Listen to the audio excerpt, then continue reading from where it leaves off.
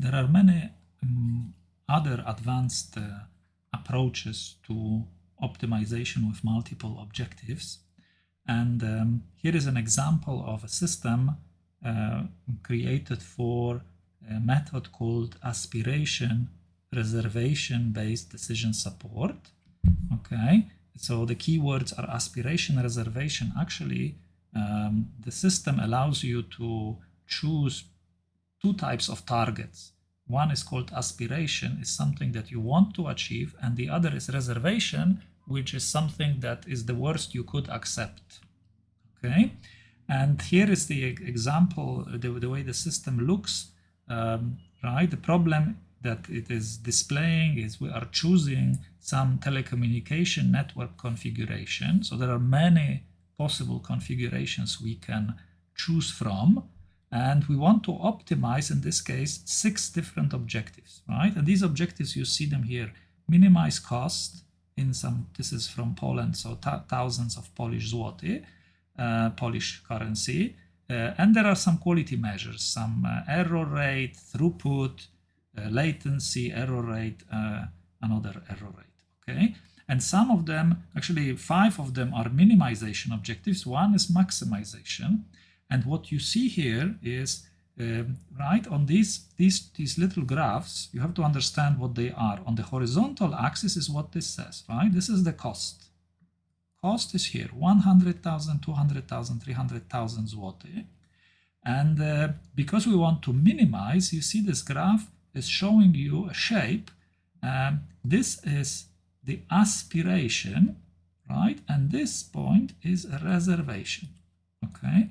And basically by setting aspiration here, reservation here, the user is saying, if I could lower the cost to 100,000, I would be very happy. 100,000 or less, I'm fully satisfied. So this level here on this axis is satisfaction, okay? Am I satisfied? 100% satisfied if the cost is 100 or less, 100,000 or less. And reservation point is, in the worst case, I could accept 200,000, but below it, I'm very dissatisfied. Satisfaction level 0, right? Here 1, here 0, fully satisfied, completely dissatisfied. And you see for all objectives, it's like this, right? So this is minimizing error rate. I want this 2%, and if it's up to 4, I'll still be fine, but above 4, I'm very unhappy, and so on. You see here in maximization, aspiration point is on the right and reservation is on the left. Aspiration is always on 1, reservation on 0, right?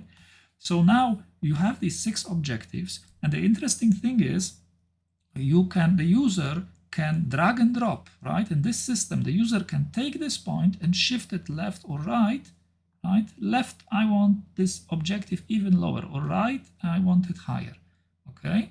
And this point higher. Without changing the height, right? The aspiration point has to be on the level 1, but am I satisfied with 2 or 1 or 3? I can adjust, or reservation point the same way, I can shift it left and right, okay?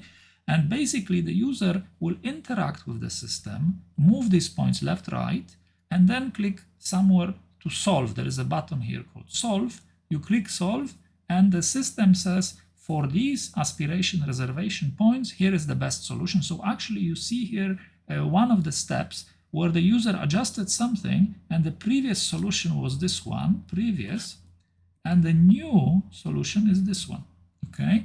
And so you see this on all charts. In some cases it barely moved. Maybe here it moved from this point to this point, right?